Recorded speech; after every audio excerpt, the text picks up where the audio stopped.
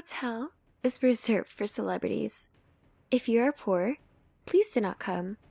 Please leave, the manager stated flatly. Because of their appearance, guests at a 5-star hotel are treated with suspicion. I was reminded of this the next day. But the manager is still in the dark. He still doesn't realize how powerful my in-laws are and how unhappy he'd be in the future. My name is Maria, and I'm a 32-year-old housewife. I do not yet have any children. Steven, my husband, and I met while I was working part-time at a supermarket. I knew he had to be a nice young man from the start of our relationship because he has a calm and elegant personality. However, I was taken aback when I visited his parents' house to talk to them about the wedding. Their house is so large that it looks like a school playground, and a heavy gate has been installed. It's so big that the block wall extends all the way around the house, making it impossible to see it. A more surprising scene unfolds once inside the gate. A magnificent country estate, resembling a luxury villa, stood at the end of the long stone pavement. A garden appears to have been attended by a gardener next to the house. I could even see what appeared to be a swimming pool and tennis courts beyond that. I couldn't believe what I was seeing and wondered why I had come. Steven was a remarkable young man, but how could such a young man work part-time at a convenience store while attending college?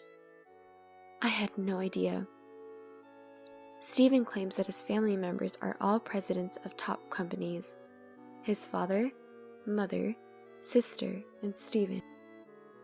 While there have been reports of celebrities sharing their family businesses with family, this is not the case with Steven's family. They're all accomplished entrepreneurs who grew their own business. Steven followed their footsteps, receiving the bare minimum in tuition fees and supplementing with part-time work. Because of this, I was able to meet Steven. He started his own business with the money he earned from his part-time job and is currently trying to expand it. My family consists of a commoner father who works for a company, a housewife mother, and a brother who also works for a company. I felt like backing out, wondering if I could actually be his wife. Steven, on the other hand, was not worried. Your openness and cheerfulness attracted me. You're the only person I want to spend the rest of my life with. I decided to trust and follow him. What about my family-in-law? My heart was almost broken with worry, wondering if they would be let down by a commoner like me.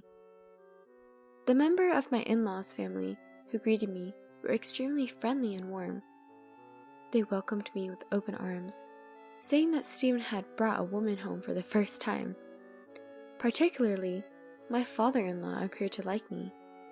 Maria, you have very beautiful, clear eyes. Your behavior indicates that you were carefully raised by your parents. Steven's vision is correct. My mother-in-law and sister-in-law were both extremely gentle and kind, and by the time we left, we had completely opened up and became good friends. My parents also liked the gentle and calm Steven and agreed to let me marry him right away. We were married after the conversation went smoothly. Steven had just started his business, and he wanted me to quit my job and become a full-time housewife to support him. We bought an apartment near my in-laws' house and are enjoying our newlywed life, having dinner parties and barbecues at my in-laws' house on occasion. My in-laws are extremely busy, so we have a live-in nanny. She's in her 60s, but they treat the nanny as if she were family, and I am impressed by my in-laws' kindness. I was having a good time knowing that I should be myself without being intimidated by my celebrity in-laws. 3 months since our marriage, we decided to throw a party for my father-in-law's 60th birthday. Steven and I were going to arrange the hotel because my in-laws had taken such good care of us at the wedding. However, because my husband is working, I will be doing the actual work. I discussed it with Steven. Your dad likes you a lot, so you can do whatever you want. I don't think he has a preference, so I'm confident he'll be content anywhere and with anything. The most difficult part is saying that I should be able to do whatever I want. When I spoke with my friend, she advised me to look for a high-class hotel if the president of a prestigious company is staying there. I found a 5-star hotel near my parents' house. Of course, because I have no ties with fancy hotels, I have never visited. Well, I assumed it had to be a good hotel, but I figured I'd have to see it for myself. First, I decided to check out the hotel. I was nervous about going alone, so I invited my best friend from high school to accompany me. I was impressed by the restaurant's extremely polite and courteous service when I called to make a reservation for lunch. This is a 5-star establishment. I thought I was dressed rather formally and nicely for a first-class hotel. I wore a white blouse with a black tight skirt and black pumps. My friend wore a nice flower print dress and pin-heeled boots as well. I felt happy and excited, as if I were about to embark on a trip. I had no idea I'd have such an unbelievable time there. I drove there in my car, which I've had since I was single, and was directed to the hotel parking lot at the roundabout in front of the entrance. The person who gave me directions was very pleasant and polite. At the time, I noticed a man in the lobby staring at me with a stern look. He wore a fine suit and stood tall and straight, his hair neatly parted into a parted style. He appeared to be a hotel employee, but we didn't recognize him. I was perplexed as to why he was staring at us so intently. There is a line of luxury black cars in the underground parking lot, and my car looked out of place. Some people were coming in chauffeur-driven cars and having their doors open for them, as I had noticed earlier at the roundabout, which made me feel a little self-conscious. I considered hailing a cab, but that would have been a waste of time because I wasn't far from home. The person who had just stared at my friend and I approached us as we entered the hotel. "You don't seem to fit in with this hotel. Can I assist you?" He said it politely, but I felt he was being very rude with his words. "I had made a reservation here for lunch. What do you mean by unsuitable for the hotel?" I inquired. The taller man continued to speak while looking down at me from above. "You came in a very ordinary car, but no one drives that kind of car in this hotel," the tall man continued. "Your clothing is also very..." He laughed when he said that. My face began to turn red. What a snobbish attitude. My best friend was unable to look at him, so she looked down. Normally, someone might become embarrassed and leave. I have a strong temperament, despite the fact that I appear to be a quiet person, and I wanted to know who was saying these hurtful things about me. I was curious as to who this rude person was. "Are you employed by this hotel?" I said, glaring at him. "I am the manager of this 5-star hotel." I thought to myself, I know he's the manager, but mentioning the 5 stars is just ridiculous. I had a thought, but did not express it aloud. His response irritated me greatly. "Does this hotel judge its guests based on their cars and appearance, and change its attitude depending on who they are?" I responded without giving up the fight. The manager sniffed and snorted in response. "A hotel's clientele is appropriate for its stature. It is necessary to maintain that dignity in order for guests to feel at ease and relaxed." I think I was getting a little irritated myself. "Are you saying we're degrading your hotel?" The manager's tongue clicked. I felt bad for my friend who I invited, and I considered canceling the reservation and returning home. Then, an elderly hotel employee approached me and asked, "Ma'am, may I assist you?" When I told him I had a lunch reservation, he bowed to the manager and said, "I'll take you to the restaurant." He accompanied me to the restaurant. The manager gave me a bitter look, as if he still had something to say to me. The hotel employee who showed us around was pleasant, unlike the manager. "You've come all this way. I'm sorry you've had such a bad experience. I'm sure you felt uneasy. I'm sorry. We are well known for our delicious cuisine. Please, have a pleasant stay." That man was quite young for a manager. How did such a young man end up running such a fine hotel? He informed me that the hotel's owner had retired due to age, and his younger brother had taken over, with his son serving as manager. The manager is supposed to have graduated from a first-rate university, but he has no experience in hotel management and is desperate to maintain hotel standards. Even old, familiar customers appear to be given the cold shoulder and forced to leave the hotel when they spend less. The elderly employee muttered sadly, "I, too, grew up with this hotel until I reached this age. According to the new management, the hotel needs to be revitalized. I guess an old man like me is no longer required. Actually, I'll be leaving at the end of the month." There was no hope for future growth if the hotel could not take care of its employees, who had supported the hotel and helped it grow to a 5-star rating. As the elderly hotelier had explained, the food was the most delicious and satisfying I've ever had. The head chef came over to greet us, and he appeared to be quite skilled. His age was roughly the same as the hotelier. I was concerned that he, too, would be forced to leave. People are happier when they are full, and by the time we left the restaurant, my best friend and I were beaming. But just as we were about to leave again, that manager approached us again.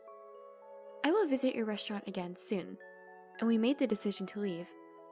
The manager, however, was undeterred. "When people like you walk around my hotel, you lower the hotel's dignity. This is a celebrity hotel, not for the poor. Please leave immediately." He stated it unequivocally. I couldn't argue with him, because I was too shocked. The hotel itself was lovely, but the manager was so rude and unpleasant that I decided not to hold my father-in-law's birthday celebration there. There must be a more accommodating hotel or restaurant nearby. When I told my in-laws about it, they asked which hotel it was. They all looked at me with interest when I told them the name of the hotel. They were looking at me with a puzzled expression on their faces. "Let's go to that hotel. I'd love to visit such a prestigious hotel." I couldn't understand why he wanted to return to the hotel where I had such a bad experience. "You don't have to dress up so much," my father-in-law said, and everyone was asked to go there in casual clothes. My father-in-law told us to go before him and that he would join us later. The manager's sharp gaze was fixed on us from the moment we entered the roundabout. There were a lot of people in the lobby. They were relaxing on sofas or drinking coffee. There were so many people that I wondered if the hotel was hosting a large event. The manager rushed in as we sat on a sofa beneath a large chandelier, waiting for my father-in-law. He screams and glares at me. "You've returned here without having learned your lesson. You don't learn, do you? You arrived at my hotel in a minivan. You are a bother." He was still being snobbish. "We came to celebrate my father-in-law's birthday today. I reserved a table for us. You didn't say anything about a car type, did you? What's the problem?" Not to be outdone, I replied. Everyone in the lobby was paying attention to us because we were arguing so loudly. "I can tell you don't belong here by the way you were dressed. You are dressed so casually, you'd seek one of those dirty little inns." The manager's response was absolutely horrible, and the other guests were raising their eyebrows at the manager's response. "The hotel is a place that anyone can use, right? We're going to pay. The criteria for welcoming guests is ridiculous, and a hotel that treats guests like this is absolutely disgusting." When I said that, people around me said, "The customer comes first, right? It's not right to be selective based on appearance." Hearing this, the manager flustered, turned red, and shouted, "We are a high-class hotel. We cater to celebrities. If you are poor, please leave." "Well then, let's all go home." "What?" Hearing my father-in-law, many people in the lobby quickly got up and started to leave. All of them said, "I will never come back." I will never try to stay here again. They tried to leave, and they had a big argument with employees who rushed to stop them. In fact, the people in the lobby were all connected to my father-in-law, who had gathered there at his urging. The reason my father-in-law was a little late was because he had contacted these people. My father-in-law had been a frequent guest of the hotel since the time of the previous manager. He was so busy at the beginning, he would often pop into the hotel in his work clothes, but he fell in love with the hotel's way of treating every guest with the utmost respect. My father-in-law's company used to throw a lavish party here every year. He introduced the hotel to his family, and they often used this hotel as well. After all members of his family are company presidents, so the frequency of these parties were very high.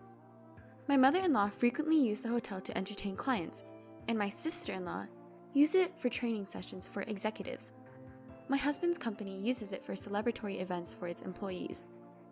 Each company, of which my in-laws are the president of, were super important to this hotel. "Please forgive me!" someone shouted loudly and got down on his knees. It was the hotel president, the manager's father. The elderly hotelier from the other day had remembered my father-in-law's face and called the hotel president in a hurry. He apologized for the rudeness of his idiot son and made the manager get down on his knees as well. "I am truly sorry, sir, but if you were the president, I would treat you differently if you had told me. It is bad of you to use poor people to make reservations." He made excuses. It seems like there is nothing to say to this person. "You're apologizing to the wrong person. It was my son's wife that the manager got treated badly. She is a kind-hearted girl whom I cherish as much as my daughter. You should remember who the hotel is originally for. I have gratitude to your predecessor here, and I had been very close to him, but now it is time for me to end it." We left that 5-star hotel. We then moved to a diner that I often go with my own family to celebrate my father-in-law's 60th birthday. The restaurant has several private rooms, and you don't have to make a reservation to get in. The food was excellent, and my in-laws were delighted with the cozy atmosphere. My father-in-law suggested that we invite my parents as well, so they joined us and we had a grand and lively celebration. My husband and I paid for the party. Since it is a common restaurant, it isn't that much of a burden. I thought once again that we would continue to be steadfast in our creed of not getting carried away by money and not being misunderstood. Later, according to a rumor, the manager was fired and forced to start again as a cleaner. However, it was difficult to regain the reputation that once fell to the ground, and 2 years later, the hotel was closed. The next time I passed the hotel, the glass was broken, the tables and couches inside were piled up in front of the roundabout, and it had turned into a wasteland. The hotel's traditions had been shattered by a single misguided person. My father-in-law, who originally grew up in a typical family, and I get along very well, and I enjoy spending time with my husband and my in-laws. Now that we know I am pregnant, everyone is looking forward to it.